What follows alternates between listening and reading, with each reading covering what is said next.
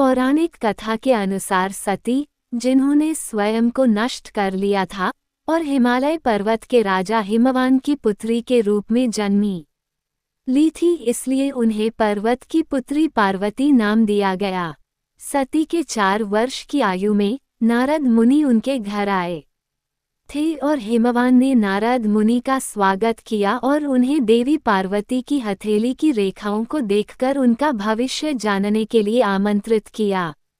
नारद मुनि ने देवी पार्वती की हथेली देखी और उनके अद्भुत गुणों का बखान किया। उन्होंने हिमवान को बताया कि देवी पार्वती स्त्रियों द्वारा पूजित होंगी और उनके सम्मान में मंदिर बनाए जाएंगे। लेकिन उन्होंने एक चौंकाने वाला सच भी बताया। उनकी हथेली की रेखाओं के अनुसार देवी पार्वती का पति एक ऐसा व्यक्ति होगा जो अत्यंत वीरान स्थानों में रहेगा, अजीबोगरीब आभूषणों से सुसज्जित होगा और अपर्याप्त वस्त्र धारण करेगा। इस भविष्यवाणी से विचलित हिमवान अपनी पुत्री का भाग्य बदलने के लिए उद्यत हुआ। उसने नारद मुनि से उस भविष्यवाणी को बदलने की विनती की, लेकिन नारद मुनि ने उसे याद दिलाया कि भाग्य को टाला नहीं जा सकता। उन्होंने जिन गुणों का वर्णन किया था वे भगवान शिव में भी विद्यमान थे, इसलिए यदि देवी पार्वती चाहें तो भगवान शिव को पति रूप में प्राप्त करने के लिए कठोर तपस्या कर सकती थीं। देवी पार्वती ने बताया कि उन्हें एक स्वप्न आया था जिसमें उन्हें कठोर तपस्या करने का निर्देश दिया गया था। इसी समय दिव्य मार्गदर्शन में देवी पार्वती ने भगवान शिव से विवाह करने के लिए यात्रा पर निकलने का निश्चय किया। अपने माता पिता के पूर्ण सहयोग से देवी पार्वती ने हिमालय में कठोर तपस्या करने के लिए अपना घर छोड़ दिया। उनकी तपस्या कठोर थी। शुरुआत में उन्होंने सूखे पत्तों पर जीवन यापन किया और अंततः उन्होंने वह भी छोड़ दिया और केवल पहाड़ों की ठंडी हवा में सांस लेकर जीवित रहीं। इस दौरान भगवान शिव कैलाश पर्वत की बर्फीली गोद में निवास करते हुए अपनी पहली पत्नी सती के वियोग के बाद से अकेले थे। एक समय जब वे गहन ध्यान में लीन थे, भगवान राम उनके सामने प्रकट हुए। भगवान राम ने शिव से वरदान मांगा, जब देवी पार्वती के विवाह का प्रस्ताव आए तो भगवान शिव उसे अस्वीकार न करें। भगवान शिव ने भगवान राम की प्रार्थना स्वीकार कर ली और उन्हें आश्वासन दिया कि समय आने पर वे देवी पार्वती से अवश्य विवाह करेंगे और अपनी मध्यस्थता के लिए लौट आए।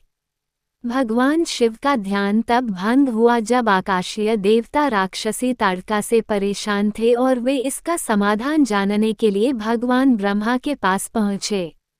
भगवान ब्रह्मा ने भविष्यवाणी की कि केवल भगवान शिव और देवी पार्वती की संतान ही ताड़का का नाश कर सकती है। हालांकि भगवान शिव गहन ध्यान में थे। आकाशीय देवताओं ने भगवान शिव का ध्यान भंग करने के लिए कामदेव को बुलाया। कामदेव ने सुंदर मौसम, संगीत और सुगंध के साथ भगवान शिव के ध्यान को भंग करने का प्रयास किया, लेकिन निराश होकर उन्होंने उन पर एक बाण चला दिया। जवाब में भगवान शिव ने अपनी आंखें खोलीं और आसपास के वातावरण की प्रशंसा की, लेकिन फिर कामदेव को भस्म करने के लिए अपनी तीसरी आंख का इस्तेमाल किया।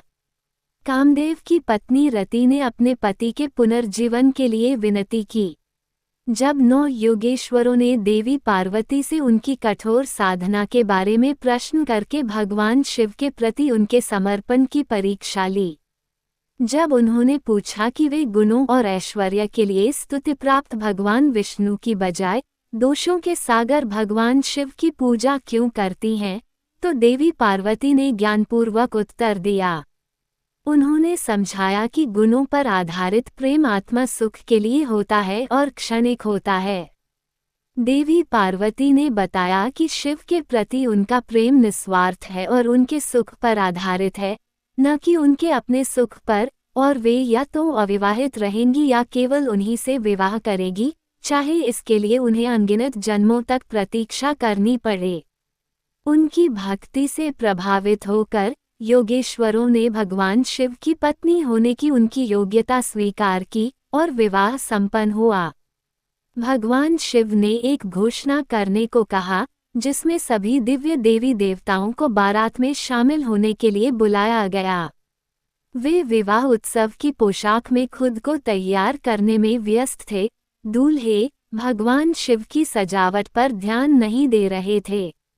ये देखकर भगवान शिव ने भूत प्रेतों को बारात में शामिल होने और उन्हें सजाने में मदद करने के लिए बुलाया, जिसके परिणामस्वरूप एक बहुत ही अपरंपरागत बारात तैयार हुई, जिसमें भगवान शिव बिच्छुओं की बालियों, सांपों की माला और राख से सुसज्जित थे, जो एक भयानक दृश्य बना रहा था। भगवान शिव के रूप से शर्मिंदा होने वाले दिव्य देवी देवताओं ने पहले तो उनके आगे चलने की योजना बनाई, लेकिन भगवान ब्रह्मा ने उन्हें सलाह दी कि ऐसा करने से भगवान शिव फिर से ध्यान में चले जाएंगे, जिससे जटिलताएं पैदा होंगी। जैसे ही बारात निकली, भगवान विष्णु और दिव्य देवी देवता आगे आगे चल रहे थे, जबकि भगवान शिव भूत प्रेतों के साथ उनके पीछे पीछे चल रहे थे, जिससे एक विचित्र और बेमेल परेड बन रही थी। भगवान विष्णु को देखकर हिमाचल के लोग दूल्हे के रूप के बारे में जानने के लिए उत्सुक थे और उन्होंने बताया कि दूल्हा पीछे है। भगवान शिव को भूत प्रेतों के साथ देखकर लोग डर के मारे भाग गए। देवी पार्वती की मां मैना देवी भगवान शिव के रूप को देखकर भयभीत हो गईं और शुरू में उन्होंने अपनी बेटी का विवाह उनसे करने से इनकार कर दिया। समझाने के प्रयासों के बावजूद मैना देवी अपनी बेटी के भविष्य को लेकर चिंतित होकर अपनी आपत्ति पर अड़ी रहीं। नारद मुनि ने हस्तक्षेप करते हुए समझाया कि भगवान शिव कोई और नहीं बल्कि महादेव हैं और यह सब ईश्वरीय इच्छा का परिणाम है। उन्होंने मैना देवी और हिमवान को आश्वस्त किया कि भगवान शिव और देवी पार्वती का मिलन नियति और शाश्वत है। अंततः मैना देवी आश्वस्त हुई और विवाह के लिए सहमत हो गईं। विवाह के लिए एक नया शुभ मुहूर्त चुना गया, जिसमें सभी देवी देवता उपस्थित हुए। विवाह के बाद भगवान शिव और देवी पार्वती कैलाश चले गए, जहां वे कई वर्षों के बाद एक साथ आनंद और सद्भाव में रहने लगे।